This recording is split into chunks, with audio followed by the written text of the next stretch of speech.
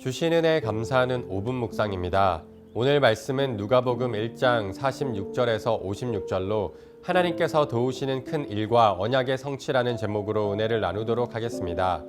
천사로부터 성령으로 잉태할 것이라는 말을 들은 마리아는 믿음으로 순종하였습니다.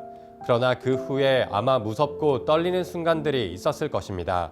그래서 마리아는 임신한 몸으로 먼 거리를 마다하지 않고 친척 엘리사벳을 찾아갔습니다.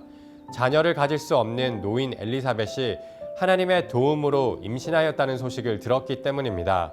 엘리사벳을 만나 믿음의 교제를 나누는 가운데 마리아는 위로와 힘을 얻었습니다.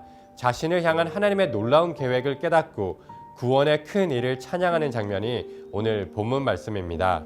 내용 관찰 첫 번째 질문입니다. 마리아가 주님을 찬양하며 기뻐하는 이유는 무엇입니까? 46절에서 48절을 보면 마리아는 먼저 하나님께서 자신의 비천함을 돌보셨음을 노래합니다. 마리아는 경제적으로 궁핍하였을 뿐만 아니라 어린 여자였기에 당시 사회적 지위가 낮았습니다. 그런 사회적 약자와 소외된 계층, 보잘것없는 자신을 위대하신 하나님께서 관심을 가지고 계시며 돌보신다는 사실에 마리아는 기뻐 찬양하였습니다. 또한 마리아는 이제 후로는 만세에 나를 복이 있다 일컬을 것이다 라고 노래합니다. 하나님께서 비천한 신분인 자신을 통하여 메시아, 구원자를 낳게 하신 것을 찬양한 것입니다. 낮은 자에게 은혜를 베푸시는 하나님, 하나님의 긍휼하심을 입은 자에 대하여 이야기할 때마다 자신의 이름도 그 은혜의 이야기도 또한 포함될 것이기에 만세에 복이 있다 불리게 된 것입니다. 그리고 마리아의 이야기는 성경에 기록되어 만세에 영원히 기억되고 있습니다. 미천하고 하찮은 자신을 사용하셔서 하나님의 놀라운 구원의 계획에 동참하게 하신 그 경이로움의 기쁨과 감사의 찬양이 절로 터져 나온 것입니다. 또한 마리아 자신의 개인이 죄에서 구원받은 것을 넘어 온 백성의 죄가 사함을 받는 하나님의 약속이 마침내 성취되는 현장의 중심에 있게 된 것이 더할 나위 없는 기쁨이고 영광이었던 것입니다. 두 번째 질문입니다. 하나님께서 믿음의 백성에게 행하신 큰 일은 무엇입니까? 51절에서 53절을 보면 하나님은 권능의 팔로 교만한 자를 흩으십니다. 그리고 권세 있는 자를 낮추시고 비천한 자를 높이시며 줄이는 자에게 일용할 양식을 주시며 부한 사람을 빈손으로 보내시는 일을 행하십니다. 이는 사회적 경제적 지위를 뒤엎어 계층 간의 불평등을 해소하거나 단순히 사회 정의를 실현한다는 의미가 아닙니다. 왜냐하면 여기서 말하는 가난하고 줄인 자는 단지 물질적 경제적으로 어려운 자들을 의미하는 것이 아니라 어려운 환경과 형편 속에서 하나님을 굳게 의지하고 하나님께 긍휼을 간구하는 자들을 말하기 때문입니다. 반대로 교만한 자, 권세 있는 자, 부한 자들은 하나님보다 자신의 능력과 권력과 돈을 의지하는 자들입니다. 스스로에 대한 확신과 신념으로 가득 차서 하나님을 필요하지 않고 배척하며 스스로 삶의 주인이 되어 자신의 삶을 개척하려는 자들입니다. 따라서 이 말씀의 진리는 약속의 메시아, 구원자가 오셔서 하나님의 나라를 세워나가실 때 그 나라에 임할 공의와 긍휼을 보여주는 것입니다. 가난한 자와 여자, 이방인과 같이 소외된 사람을 포함하여 모든 사람에게 미칠 기쁨의 좋은 소식, 복음이 전파되어 구원이 성취되는 모습을 마리아는 노래한 것입니다. 연구와 묵상입니다. 하나님께서 왜 마리아를 도우시고 큰 일을 행하십니까? 마리아가 하나님의 말씀에 전적으로 순종하였기 때문입니다. 처녀가 성령으로 잉태하였다고 하면 과연 믿어줄 사람이 몇 명이나 될까요? 아마 약혼자 요셉도 천사를 통해 하나님의 계획을 듣지 않았다면 믿지 못하였을 것입니다. 그런데 마리아는 파혼당하고 사회적으로 매장당하고 율법에 의해 돌에 맞아 죽을 수 있는 그 모든 위험을 감수하고 하나님의 말씀에 순종하였습니다.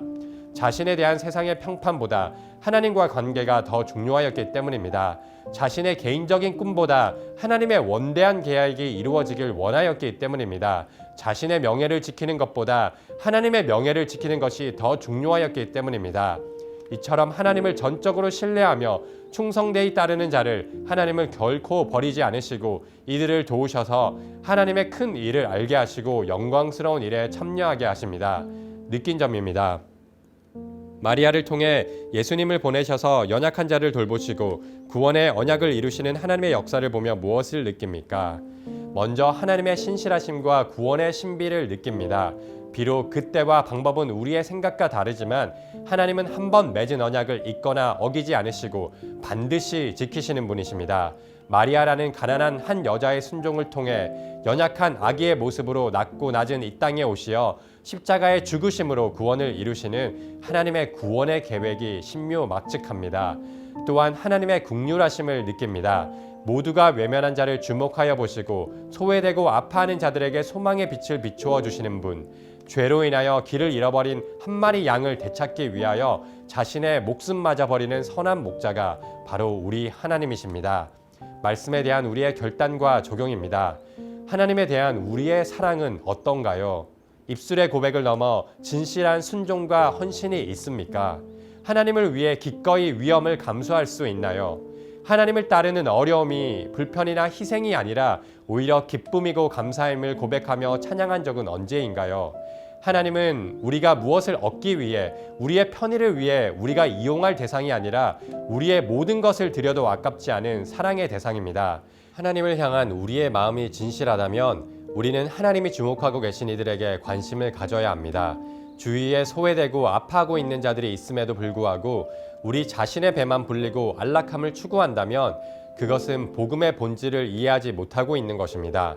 가난한 자에게 복음을, 포로된 자에게 자유를, 눈먼 자에게 다시 봄을, 눌린 자에게 자유를 전하는 기쁨의 좋은 소식을 외면하는 가식적인 종교 생활을 하고 있는 것입니다.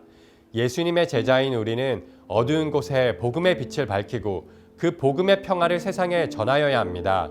하나님 나라를 이 땅에 세워나가고 그 나라의 정의와 사랑을 실현할 그 영광스러운 사명을 우리에게 맡겨주셨기 때문입니다. 하나님 말씀에 전적으로 순종하며 하나님을 의지하며 믿음으로 나아갈 때 하나님의 도우심을 경험하고 구원의 큰 일에 참여하는 은혜가 가득하기를 소망합니다. 이 시간 함께 합심하여 기도하겠습니다. 모든 상황 속에서 주를 찬양하며 감사하는 믿음을 더하여 주소서. 세상과 사람을 만족시키기 위한 가식적인 삶에서 벗어나 하나님의 기쁨이 되는 진실된 삶이 되게 하소서. 우리 거룩한 문 성문교회가 소외되고 아파하는 자들에게 복음의 빛을 밝히 비추고 평화를 전하는 교회가 되게 하소서.